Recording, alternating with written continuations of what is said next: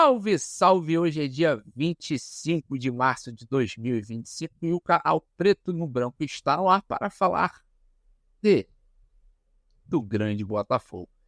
3 anos de SAF concluídas em março e a gente quer repercutir um pouco sobre um balanço, né? Como é que foram esses 3 anos de SAF? Foi bem sucedido? Não foi bem sucedido? E logo de cara a gente tem que falar que foi muito bem sucedido.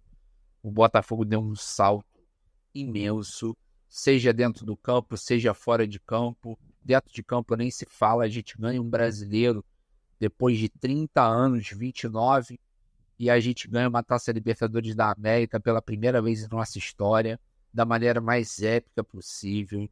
Cara, os rivais que me perdoem, mas não existe ganhar uma Taça Libertadores da América jogando com 10 o jogo inteiro. Cara. Não existe. Nenhuma outra final é tão espetacular quanto essa. Não tem como.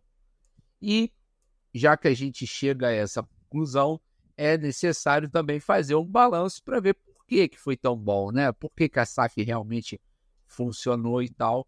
Então, a gente pode fazer uma passagem entre esses 3 anos. A SAF foi instituída em 2022, a gente está entrando em 2025, e vocês vão ver muito claramente como que a coisa foi só subindo, foi só crescendo, né? Se a gente for falar de Campeonato Brasileiro, o Botafogo tem um 11º lugar em 2022, que é o ano seguinte do acesso.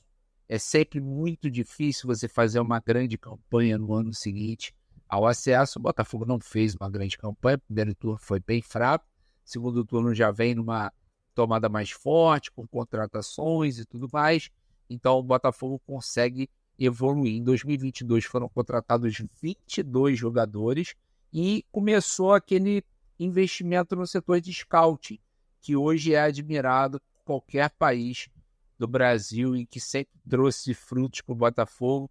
Eu lembro que em 2022, quando começam a chegar alguns jogadores, eu olhava e falava assim, pô, mas de onde veio esse indivíduo? Mas agora a gente não é rico? A gente é rico, está trazendo esses caras, e no fim das contas a gente, obviamente, foi subindo, né, o nosso padrão. Em 2022, o nível de jogador contratado não é o mesmo de 2024, mas subiu demais em relação ao que tínhamos na época, né? Que era um time basicamente que tinha disputado a Série B, e por mais que aqueles caras tivessem sido importantíssimos por trazer o Botafogo de volta, realmente o nível era abaixo do que a gente precisava para realmente galgar coisas maiores, principalmente na primeira divisão. A gente já teve investimentos no Lonier para deixar ele habitável, para deixar ele pelo menos em condições de treinamento. Eu lembro que o Luiz Castro, eu nunca vou esquecer isso, falava, a gente treina num campo que parece chão de estacionamento. O Luiz Castro falava pra cacete também, né? Mais até do que ele via. Mas é verdade, o Botafogo, em termos de estrutura, estava ainda carecendo de muito investimento, de muitas melhorias. E nesse ano de 2022, foi uma reestruturação muito mais no setor de pessoal, de trazer muita gente boa, de instituir novos processos, novas metodologias, setorizar a administração do clube, realmente trazer uma cara empresarial que não necessariamente dá certo não, tá, gente? Tem um monte de clube que virou empresa e que ficou pior até do que era antes. O fato de ser empresa não significa necessariamente que vai funcionar. Mas se for uma empresa bem organizada, bem gerida, vai funcionar. E no caso, como o Botafogo estava completamente falido, acabado, não tinha condições de melhorar em absolutamente nada, a SAF foi realmente a nossa única salvação. Já em 2023, a gente vê um Botafogo mais pujante. Terminamos em 5º colocado no Campeonato Brasileiro, brigando pelo título até o final. No final, aquela derrocada que eu não gosto nem de lembrar, mas a gente tem que lembrar que o Botafogo brigou pelo título até a reta final do campeonato. Se o desfecho foi completamente longe do que a gente gostaria, mas o Botafogo briga pelo campeonato depois de muito tempo. Então, foi também notório o crescimento do time naquele ano. Foi o ano da instalação da grama sintética, o nosso tapetinho, e isso também deu um salto de qualidade muito grande para o Botafogo, deixando bem claro que assim, a gente também joga fora de casa e também ganha fora de casa. Os principais times nos seus estádios. Então, o Tapetinho não é o único responsável por fazer o Botafogo subir de patamar, não. Mas é óbvio que dentro do nosso estádio, aquele gramado sintético, porém reconhecido pela FIFA, né? E com uma grande qualidade, aquele estádio também ajudou muito, aquele gramado, perdão, ajudou o Botafogo a desenvolver um jeito de jogar próprio dentro de casa, com muita pressão, com muita intensidade, com muita velocidade, transições em altíssima velocidade. Os comentaristas ficavam, nossa, o Botafogo faz transições, não dá nem para segurar, e era isso, né? No ano de 2023 também houve a aprovação do plano de recuperação extrajudicial do clube para organizar as dívidas e fazer com que o clube tenha fluxo de caixa, né? Senão você só fica naquela de penhora, era isso que acontecia com o Botafogo o tempo inteiro, então você nunca tem dinheiro na mão, porque quando o dinheiro entra, o dinheiro é penhorado. Então, quando você reorganiza as dívidas e legitima isso, aí você passa a ter o dinheiro de receita à disposição para trabalhar e também para pagar as dívidas, mas de uma forma mais organizada. Fizemos a melhor campanha do Brasileirão na história de pontos corridos, né? Do Brasileirão de pontos corridos, nós fizemos a nossa melhor campanha, um 5º lugar. E isso mostra muito como que a gente estava defasado, como que a gente estava abaixo de outras equipes. Um 5º lugar, se a melhor campanha da história, é realmente de doer, mas era a realidade do Botafogo. Então, por isso que a gente tem que reconhecer que foi um salto muito grande, apesar de ainda um resultado muito abaixo do que desejávamos, né? Houve um aumento vertiginoso na receita, o Botafogo chegou a ter 570 milhões de reais de receita, foi um aumento de 258%. Realmente, o sócio-torcedor foi sendo alavancado, o patrocinador pagou mais, e aí vem a Botafogo TV, e aí vem propaganda. Então, assim, realmente o Botafogo vai melhorando nesse aspecto. Até que chega o nosso tão querido ano de 2024 com a conquista do tricampeonato brasileiro e da Taça Libertadores da América. Naquele ano, o Botafogo teve o maior nível de investimento, 320 milhões de reais. Esse ano já bateu e a gente ainda está na primeira janela. O Botafogo já fez 500 milhões de reais em contratações, contando já com o Wendel, que vai chegar no meio do ano, e a tendência é que esse número seja superado, porque quando chegar a segunda janela, às vésperas do Super Mundial, eu duvido que John Textor não vá fazer um cheque em branco lá pro Tairo Arruda e falar, traz, porque a gente quer fazer bonito no Super Mundial. Ano de 2024, a gente fez as 2 maiores contratações da história do futebol brasileiro, Luiz Henrique e Thiago Almada, instalação de LEDs no estádio Newton Santos, que ficou legal pra caramba, aquele show de luzes na entrada em campo, e nunca mais tivemos problema terrível de cair a energia, né? Aquele jogo maldito contra o Atlético Paranaense, que caiu a luz e a gente perdeu uma grande oportunidade de vencer aquela partida, depois teve que jogar num outro momento, e aí muda tudo, cai concentração, cai tudo, enfim. Essa instalação dos LEDs, além de possibilitar uma iluminação mais consistente, mais profissional, ele também possibilita todo aquele show de luzes que o Botafogo faz na entrada em campo e que já traz a atmosfera do estádio Newton Santos, que só ele tem. É isso mesmo. Houve uma reestruturação da base, com mais de 100 jogadores contratados. Sobre isso, eu só queria falar uma coisa. Eu vejo ainda a base do Botafogo muito longe do que deve ser.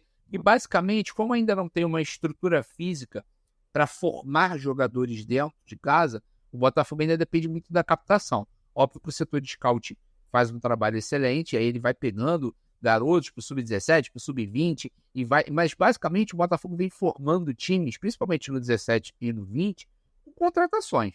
Não são times formados por atletas que estão no Botafogo há muitos anos, e treinando, e crescendo, se desenvolvendo, até que chegam numa categoria superior da base, para depois fazer a transição para o profissional. Não é o nosso caso, a gente ainda monta time na base contratando. Então, claro que num primeiro momento está ótimo, pelo menos a gente capta jogadores de qualidade para tentar melhorar até a performance na base, porque a nossa performance na base tem sido bem abaixo de um clube que se coloca entre os principais do país. Então a gente precisa evoluir muito na base em resultado também. Ah, mas a base é só para formar. Não, mas tem que ter resultado também, porque não no sentido de pressão extra e de cobrança, de ficar mandando o treinador embora toda hora, de ficar crucificando o jogador. Não é nesse sentido. Isso aí acontece mais no profissional. Mas tem que ter resultado, porque o cara que chega no profissional do Botafogo vindo da base, ele tem que chegar vencedor.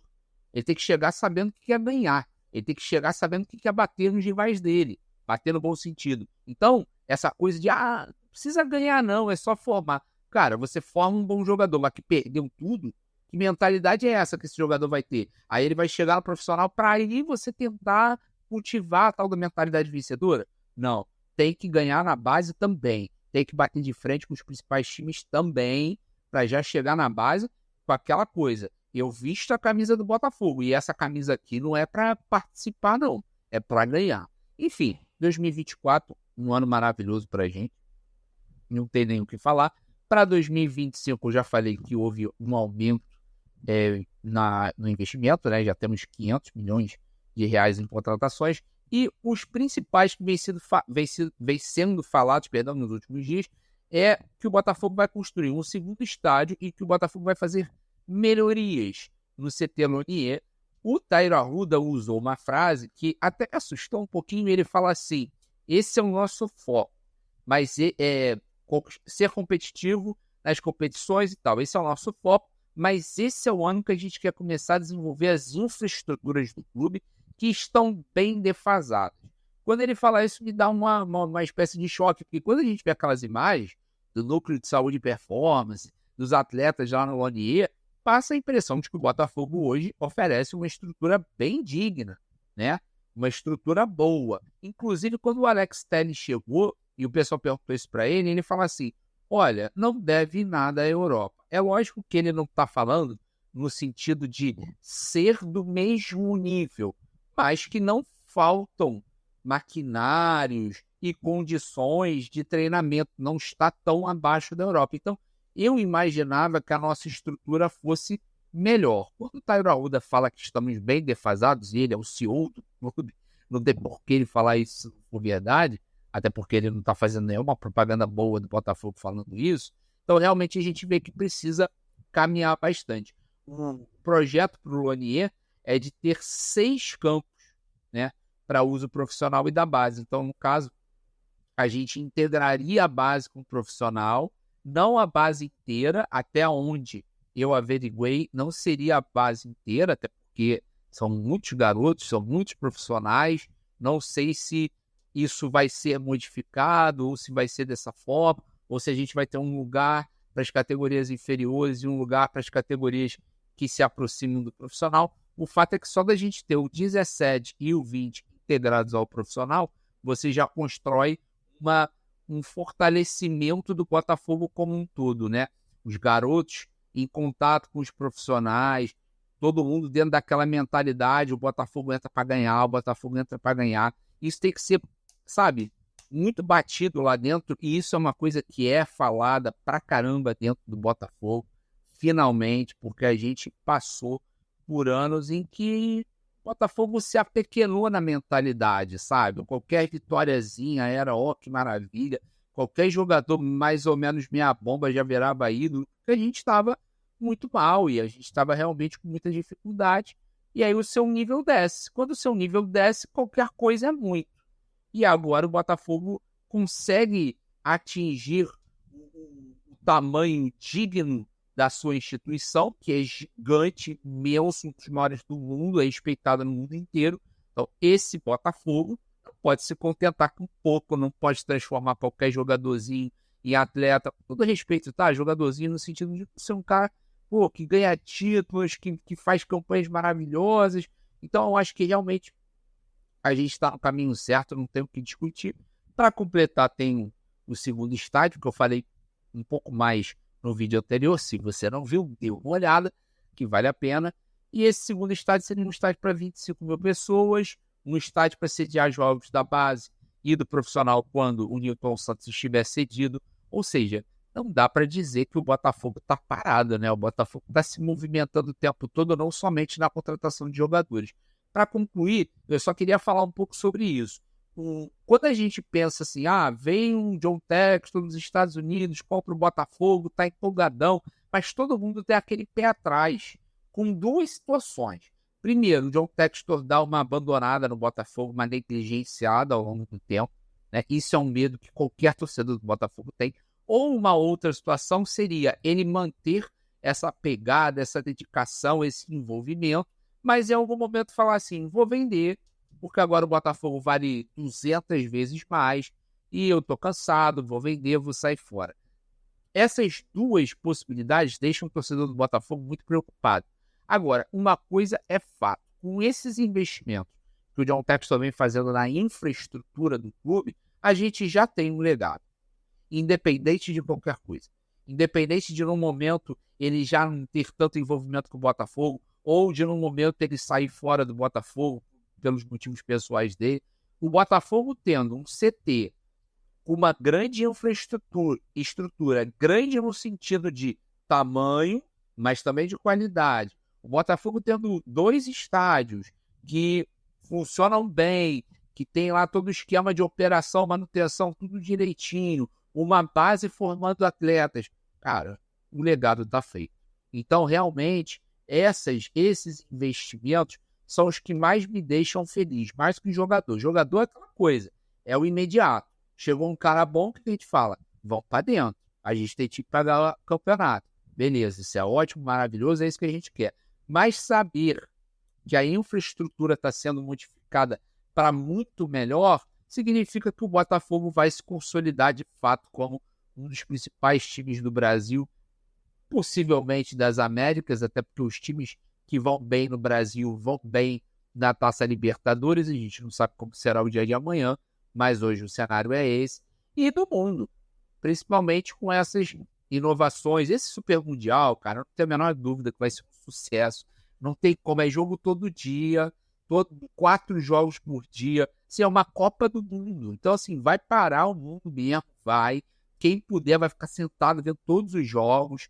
Então, assim, é uma coisa que não tem como dar errado. E aí, provavelmente, vai ser reeditado, mesmo que de 4 em 4 anos. Então, isso vai fazer com que os times que se consolidam no topo e vão bem na Libertadores vão estar sempre nesse Super Mundial. Ah, de 4 em 4 anos, tudo bem, mas aí você vai estar lá jogando com um monte de time do mundo inteiro e os principais times da Europa. Então, é figurar entre os melhores do Brasil, os melhores da América do Sul e, consequentemente, estar no bolo dos grandes times do mundo.